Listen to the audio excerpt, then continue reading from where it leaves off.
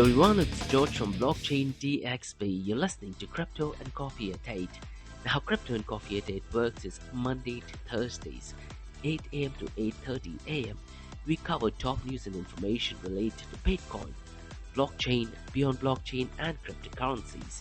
We also follow two news and information related to Dubai, UAE, and Middle East in the world of Bitcoin, blockchain, beyond blockchain, and cryptocurrencies. Now this is followed by an Ask Me Anything series, where you listeners can ask any questions about Bitcoin, blockchain, beyond blockchain, and cryptocurrencies. So let's kick this thing off.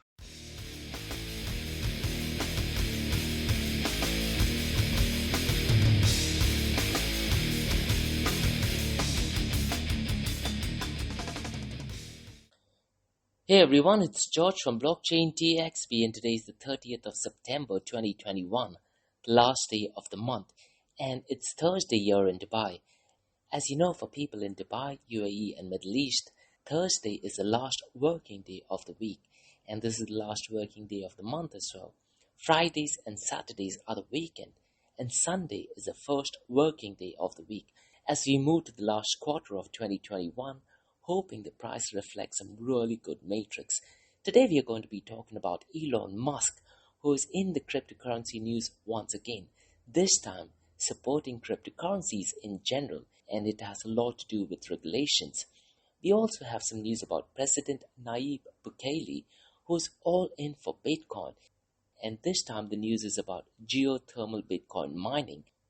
Now looks like President Nayib Bukele is a man who delivers what he has promised, and we'll be discussing some tweets which dates back to somewhere between June and July when he talked about geothermal mining.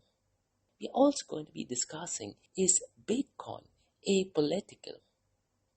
Generally, are Republicans in favor of Bitcoin and open source innovation, or are Democrats in favor of Bitcoin and open source innovation? We also have some interesting news about Bitfinex, who accidentally made an error and sent $22 million as transaction fees. Imagine accidentally sending $22 million as fees for only sending $100,000. Regarding UAE, I have two news as well, and I'm not too keen on both of the projects. The first one is about Dubai hosts Mindplex conference for blockchain industry. It has a lot to do with centralized blockchain. The second news is about Dubai economy signs agreement with DSOA, DMCC, and TAFSA to participate in UAE KYC blockchain platform. Once again, it is more of a centralized blockchain, more of a consortium, so to speak. Can the entire thing be done in a software instead? Why do we have to use blockchain for these cases? So I'm going to be discussing that in general. Later on today, we also have the Ask Me Anything series, where you listeners can ask any questions about Bitcoin, blockchain, beyond blockchain, and cryptocurrencies. So welcome guys, it's 8 a.m. you're in Dubai, and you're listening to Crypto and Coffee at 8, where we cover 5 news and information pertaining to Bitcoin, blockchain, beyond blockchain, and cryptocurrencies. How the series of episodes under Crypto and Coffee at 8 works is, we usually cover 3 news and information pertaining to the price of cryptocurrencies, and some breaking news or mega news, occasionally even short and sweet news. The other 2 news and information is related to Dubai, UAE, and Middle East in the world of Bitcoin, blockchain, beyond blockchain, and cryptocurrencies. This is followed by Ask Me Anything series, where you listeners can ask any questions about Bitcoin, blockchain, beyond blockchain, and cryptocurrencies from 8:30 a.m. to 9 a.m. Dubai time. So, let's kick this thing off. 10, 9, 8, 7, 6, 5, 4, 3, 2, 1.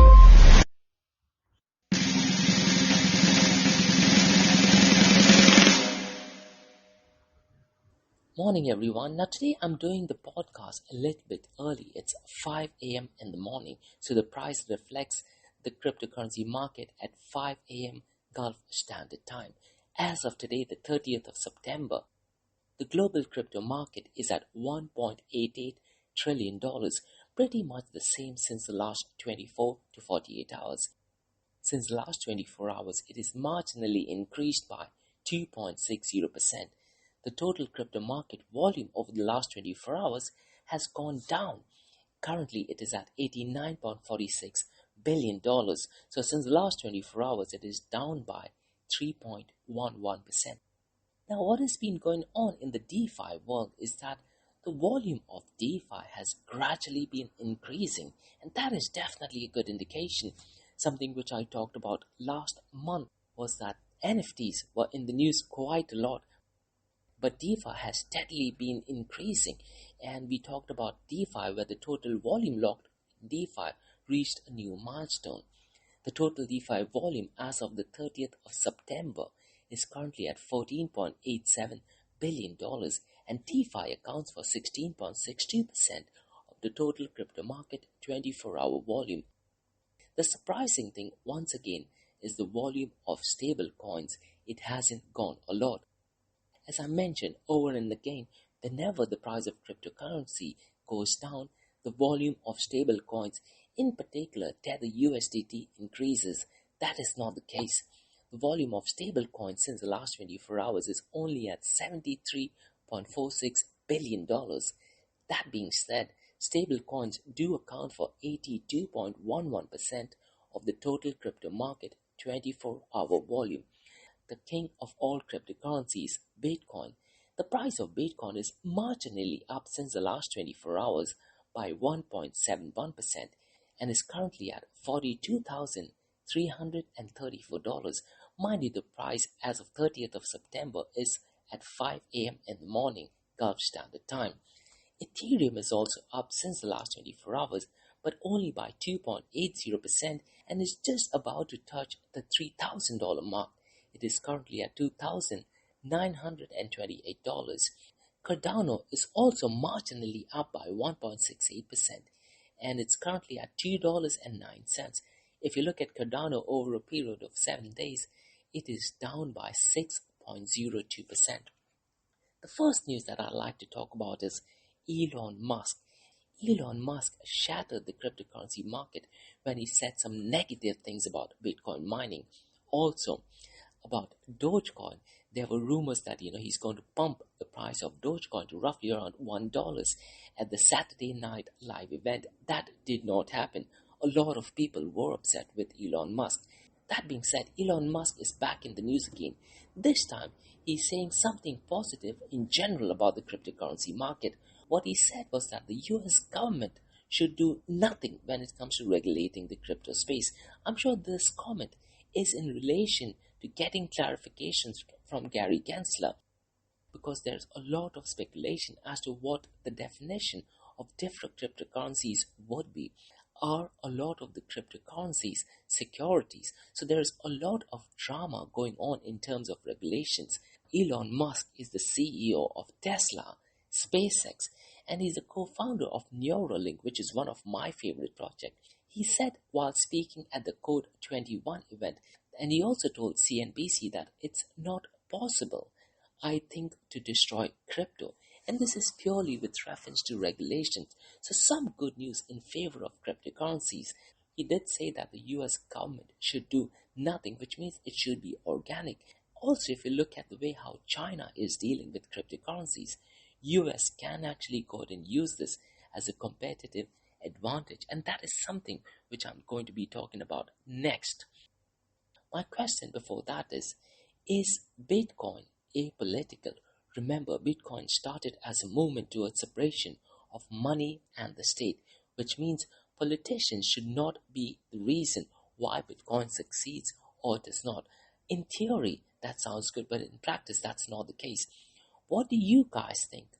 Are Republicans in favor of Bitcoin and innovation, or are Democrats in favor of Bitcoin and innovation? The same thing with UK. Conservatives, are they in favor of Bitcoin and open source, or are Labour Party in favor of Bitcoin and open source? If you consider US, Republicans are definitely in favor of Bitcoin and open source innovation. Democrats, not so much. If you look at Senator Pat Toomey and Cynthia Lummis, They have been speaking really positive things about Bitcoin and open source, especially during the crypto regulations that was presented last month. And in UK, the Conservatives in favor of Bitcoin and open source innovation. Republicans are definitely for Bitcoin and open source innovation. So the red pill is definitely for Bitcoin and open source innovation. Francis Suarez, the mayor of Miami, sees the crypto crackdown by the Chinese government as an opportunity for his city and the US. So he did tell Bloomberg LP that the loss of China is USA's gain, and a similar voice was echoed by Senator Pat Toomey, who's also a Republican. He said that China's authoritarian crackdown on crypto, including Bitcoin, is a big opportunity for the US. It also a reminder of a huge structural advantage over China. Congressman Patrick Mc Henry, who's also a Republican, has said that China's decision to restrict access presents a perfect opportunity for American leadership on cryptocurrencies. So Republican politicians are definitely in favor of Bitcoin and open source innovation. A couple of months ago, I talked about the mayor of city of Coal Valley, that is Jayson Stewart. He plans to give away $1,000 in Bitcoin to every household in that city, provided they hodl, that is, hold on to dear life for a specific period of time. He had a podcast with Bitcoin Magazine, and he discussed the same news. I was listening to Speaking of Bitcoin, which is the oldest podcast about Bitcoin, and the episode number is 482, and they were discussing about the mayor of city of Coal Valley, Jayson Stewart, as well. So generally speaking, guys, Republicans are in favor of Bitcoin and open source innovation. In UK, Conservatives are in favor of Bitcoin and open source innovation. Labour Party, definitely not so much. Now, talking about President Nayib Bukele, who is definitely all in for Bitcoin. What he did via Twitter, he posted a video of a geothermal Bitcoin mining. Now, why is this important? On June 19th, immediately after Bitcoin was made a legal tender in El Salvador, few moments later he tweeted instructions to the president of geothermal electrical company La Geo, and he tweeted that he would like to see geothermal Bitcoin mining in the near future. And a couple of months later, that is end of September, there is a video which shows that the geothermal mining is being set up for Bitcoin mining. Now this is massive because Elon Musk completely destroyed Bitcoin and the cryptocurrency mining because he was saying some negative things about carbon emission. This solves that problem. I would recommend you guys to listen to President Nayib Bukele's interview with Peter McCormack so you get a much broader perspective about El Salvador being a legal tender, about El Salvador accepting Bitcoin as a legal tender. Particularly listen to the explanation by President Nayib Bukele on Article 7, Article 8 and Article 12. In similar news, the National Bank of Ukraine has posted an ad via LinkedIn. So if you are a blockchain developer, go through the LinkedIn profile for the National Bank of Ukraine. Now this particular job is posted by Vladimir Nagranuk, who is the IT director of the National Bank of Ukraine. Now looks like they're hiring a blockchain expert who will likely support its digital currency project. So if you are a blockchain developer, definitely, or you can alternatively go to my LinkedIn profile and you will see the link of the job profile. Or you can also go to the National Bank of Ukraine and see the job profile. Now moving on to next news, which is in quite a lot of talk recently, that is, will Ethereum flip Bitcoin?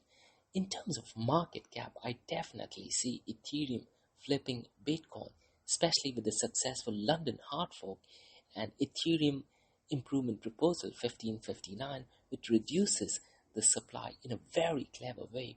And there are also a couple of upgrades that are kicking in. That is the Altair upgrade on the 27th of this month and the Beacon chain in the near future. So looks like Ethereum 2.0 is definitely on its way, which would mean that the supply of Ether is better managed. Sandeep Nailwal, who is Polygon's co-founder, feels that it is only a matter of time before Ethereum overtakes Bitcoin as the dominant layer 1 protocol. He also believes that Ethereum will eventually become the ultimate settlement layer for DeFi space. So I definitely agree to that. There is a beautiful article which is published by Cointelegraph. So he goes ahead and explains quite a lot of more details about Ethereum. So I definitely think, you guys should go ahead and read through it. What do you guys think? Do you think Ethereum will be ultrasound money? There is this narrative that if Bitcoin is sound money, Ethereum will be ultrasound money. Personally, I feel the future would look something like this. Bitcoin will be treated as a store of value.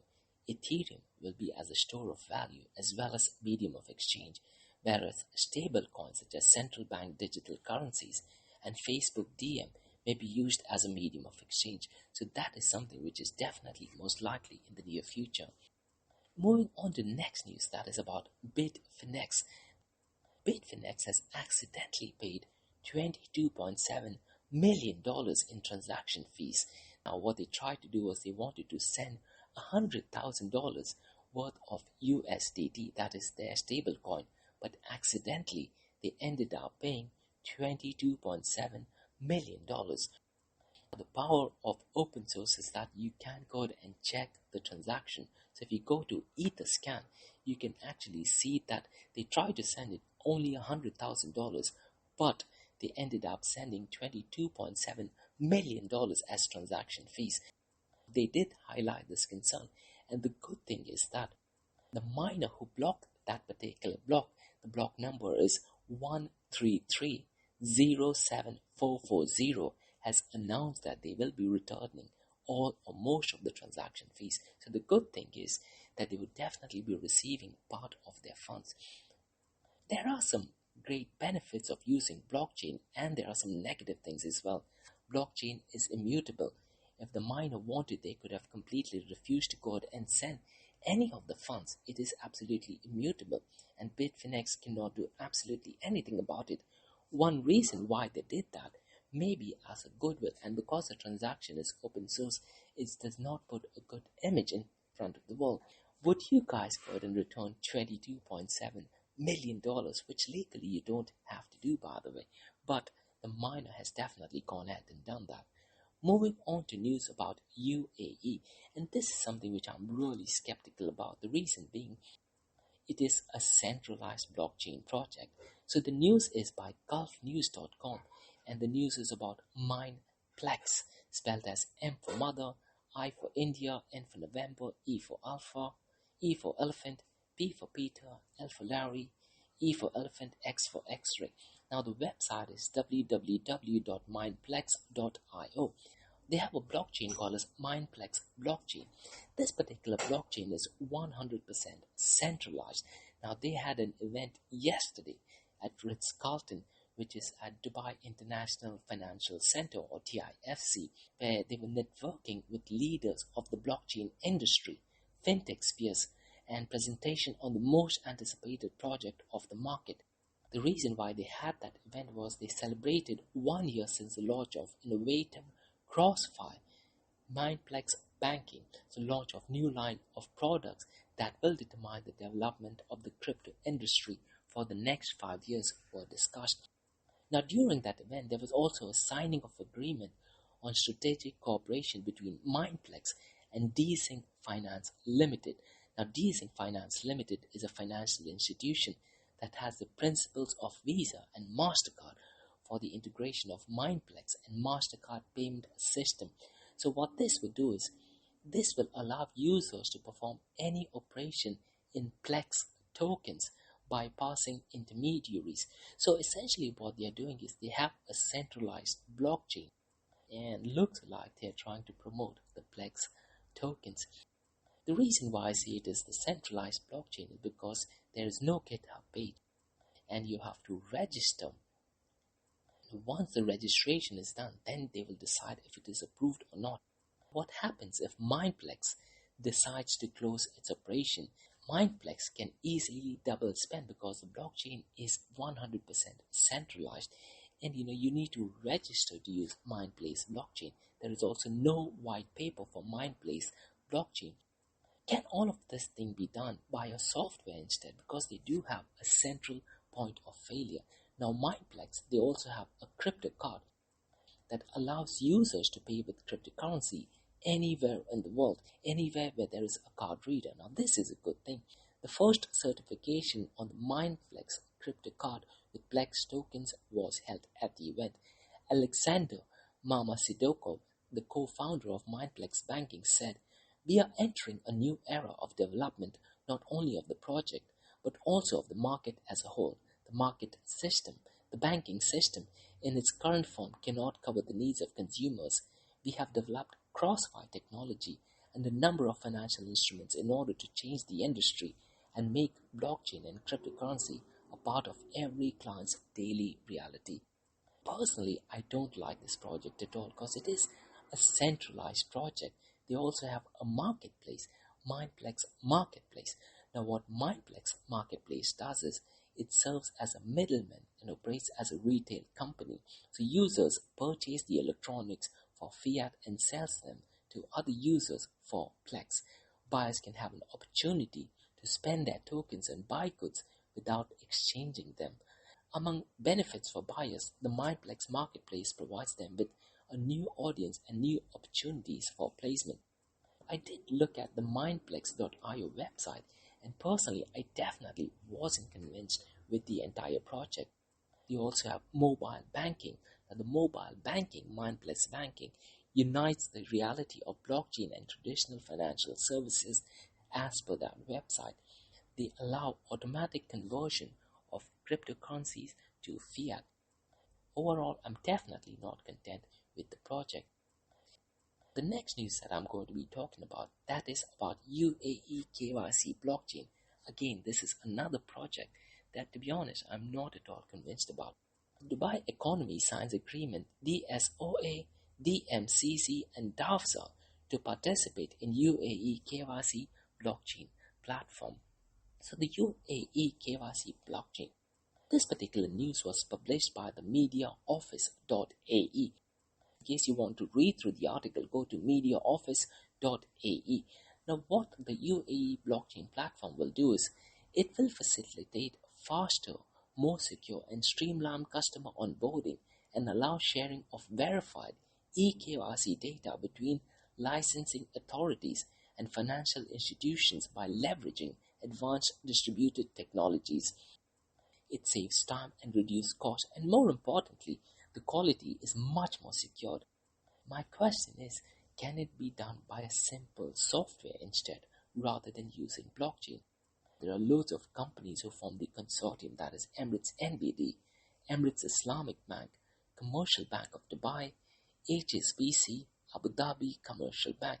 They are all live currently on the KYC blockchain platform. It's definitely a centralized blockchain, more of a consortium. What this would do is, additional licensing entities and financial institutions are in the process of joining the platform along with DSOA, that is Dubai Silicon Oasis Authority, DMCC, that is Dubai Multi Commodity Center, and DAFZA, that is Dubai Airport Free Zone Authority. The news that I initially talked about was Dubai Economy signs an agreement with DSOA, DMCC and DAFSA, that is Dubai Silicon Oasis Authority, Dubai Multi Commodity Center, and Dubai Airport Free Zone Authority.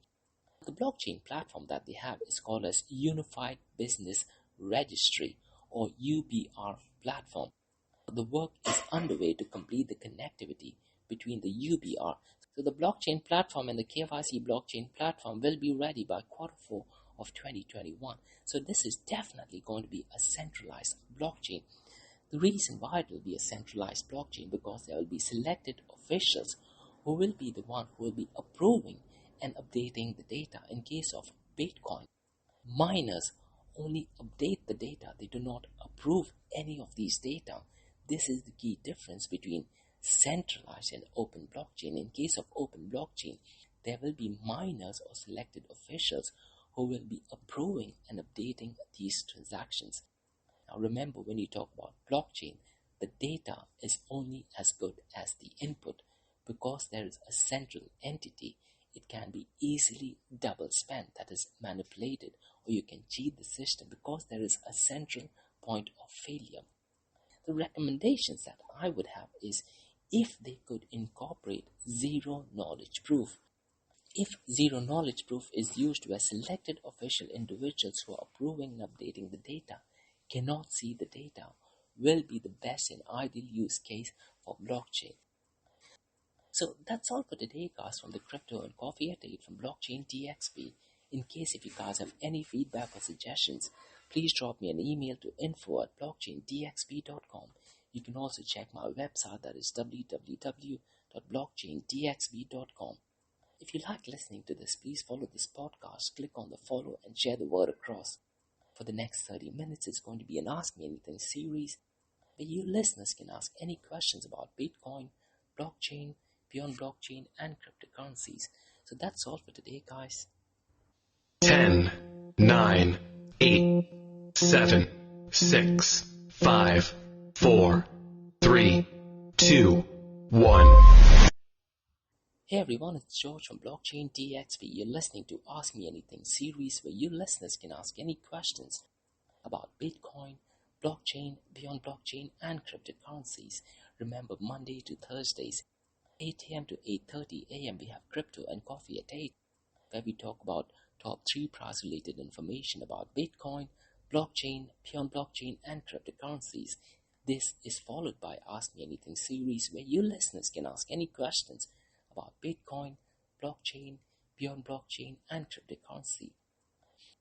I have a first question by Ricky, who has asked, what is double spend? Now that is a fantastic question, Ricky, because if you listen to the podcast earlier, I was just talking about in a centralized blockchain, you can easily double spend. But to explain what double spend is, we'll have to look at the history of Bitcoin.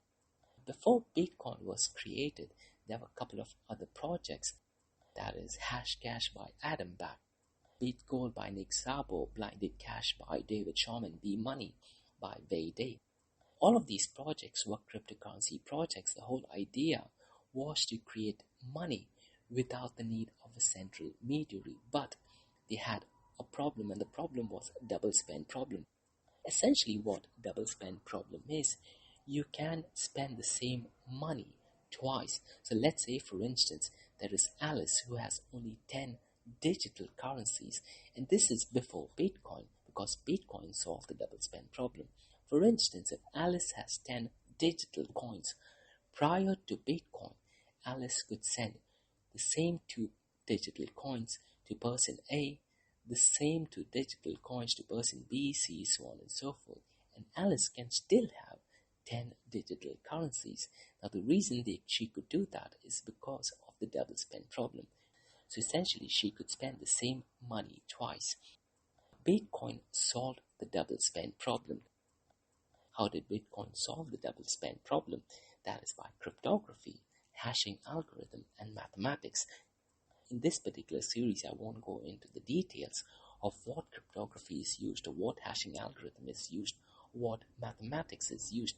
So Bitcoin solved the double spend problem, which means a central person cannot spend the same money twice. In case of blockchain, the central person cannot amend the details, and there is no central point of failure. That is the biggest innovation of Bitcoin. Bitcoin solved the double spend problem. In centralized protocols, the biggest problem is the central entity that could either be the government or a company or Western Union or banks. They are in a position to go ahead and amend the details. In Bitcoin, you can't do that because the entire system is distributed. So the double spend problem, Ricky, was that you could spend the same money twice. In case of blockchain, you can amend those details. That is what Bitcoin solved. And even in Ethereum, you can't double spend. So in case if any company is talking about double spend, that is what they are talking about. I have another question by Amir, who has asked, is regulations a good or bad thing? Now personally, Amir, I think regulations are a good thing. It depends on which country are you from. Now if you were to ask this in case of currently what is going on in Afghanistan, If regulations for cryptocurrency is a good or bad thing, I'm really not sure. With the current situation going on in China, is regulations a good or a bad thing? I personally think it's a bad thing, so it depends on which location you are at. I feel regulations are a good thing because it provides clarity. As long as the government does support Bitcoin and open source innovation, regulations provide a clear guidance and direction which people can follow. It also protects investors, so it does provide clarity, and more importantly, it protects investors.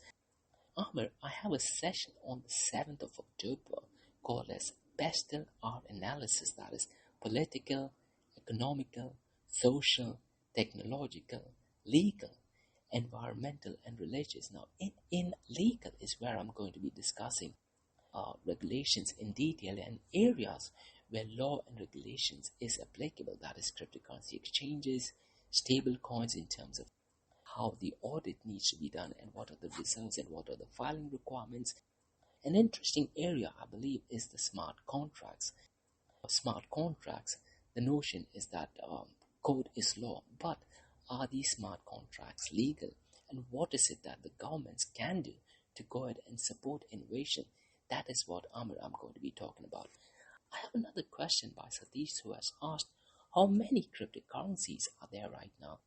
That is a good question, Satish, and I tend to cover this quite often. The number of cryptocurrencies keeps on increasing, and let me have a look. As of 30th of September, I'm looking at coin market cap.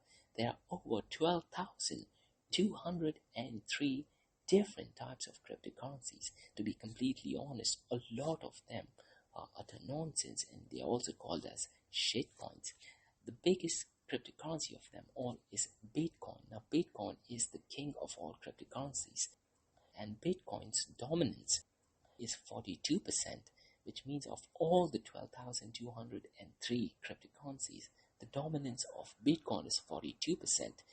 If you remove a lot of the so-called shitcoins, the dominance should ideally be around 90%. A lot of these coins are absolutely nonsense. Even Ethereum, the dominance is 18.40%. So Ethereum and Bitcoin accounts for, roughly around 60% of all the cryptocurrencies. So that is what the information is, Satish. And I'm also looking at the data right now. The global cryptocurrency market has just gone up, and it is currently at $1.90 trillion. When I started this podcast earlier, it was at $1.88 trillion. So that's all for today, guys, from the Ask Me Anything series. Remember, Monday to Thursdays, we have the Crypto and Coffee at 8, where we talk about top 3 price-related information about Bitcoin, blockchain, beyond blockchain, and cryptocurrencies. This is followed by Ask Me Anything series, where you listeners can ask any questions about Bitcoin, blockchain, beyond blockchain, and cryptocurrencies. In case if you guys have any feedback or suggestions, drop me an email to info@blockchaindxb.com. You can also check my website, that is www.blockchaindxb.com. If you like listening to this, please follow this podcast. Click on the follow and share the word across. Thanks so much, guys, and have a great week ahead. Bye-bye.